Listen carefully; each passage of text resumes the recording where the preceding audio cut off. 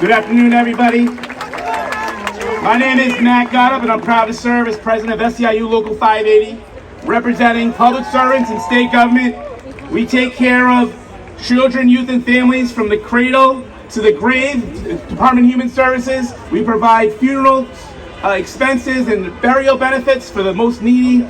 We represent 8 state agencies, workers at 8 state agencies. I also have the honor of serving as Vice President of the SEIU State Council.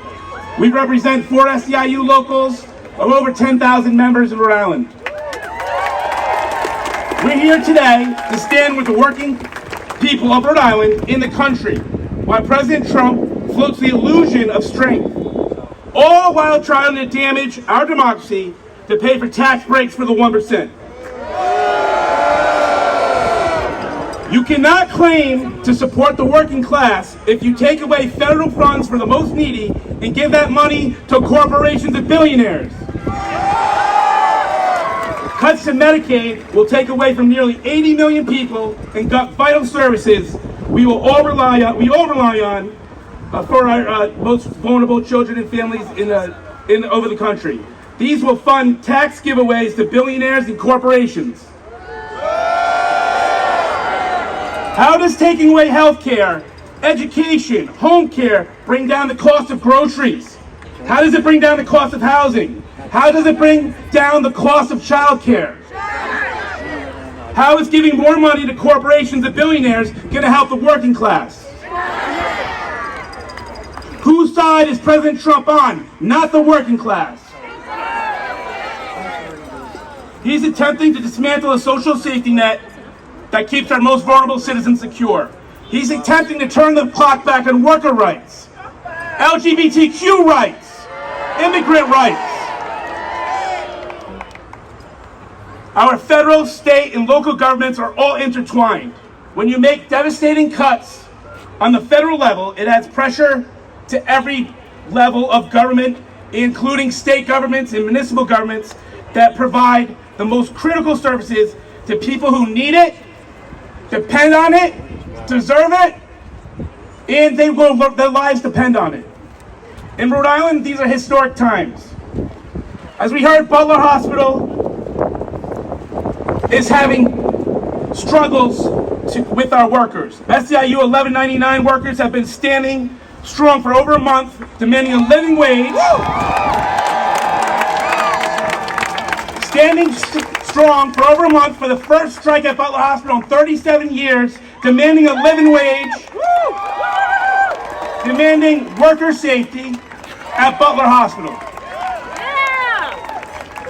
And I wasn't planning on to say this, I'm just going to add this. If it wasn't for SEIU 1199, when I was a teenager, in my darkest hour, I would not be up here before you today. That is not hyperbole. That is my truth. And those are SEIU 1199 members back in 1995, when I showed up on my darkest day, that made it possible for me to recover and be here with you today. But that's not the message you're hearing from Care New England, is it? They want to take away pensions. They want to say, hey, we're going to give the new workers, a new tax benefit and let the current workers keep their pension, but who's going to be paying into the pension? That's a great question.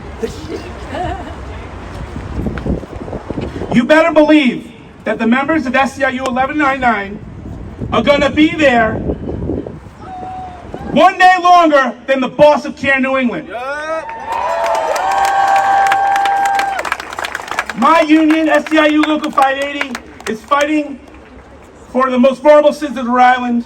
Like I said, from DCYF at the cradle to DHS to when people are in their last days. My union siblings care for children who are the most vulnerable in the most need of care. If we can't prioritize our most vulnerable, what does that say about our society? Lastly, I want to give a special shout out to my SEIU brother in California, David Huerta,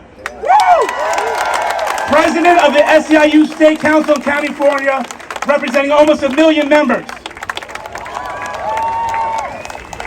When he got detained last Friday Friday of last week because he stood up at a Saudi detention center protesting peacefully. All kind of video, he was attacked and dragged to the ground, all because he was standing up for workers when there was worker raids at work sites all across Los Angeles. So SEIU International had a campaign. Reach out to your state senators. And guess who reached out on a Saturday night or responded on a Saturday night within 2 hours last Saturday? That was Senator Jack Reed's office. 2 days later, David Hortz is released and he's fighting again. I want to thank each and every one of you for coming out today. Taking action and making our voices heard is the most important thing you can do right now, but not just right now, but also tomorrow and the day after that. And I think our brothers and sisters at 1199 are showing how they're standing up for a fight. It's not just 1 day, it's not 2 days, it's been 30 days there, and this fight is going to continue. That can take many forms. It can be attending rallies like this, talking to your local officials, sending messages to your officials, and standing on the picket line at Blackstone Boulevard. Our country has always rejected the idea of a monarch, and that will never change. No kings, ever. Today or ever. Thank you, everybody, for the opportunity to be here.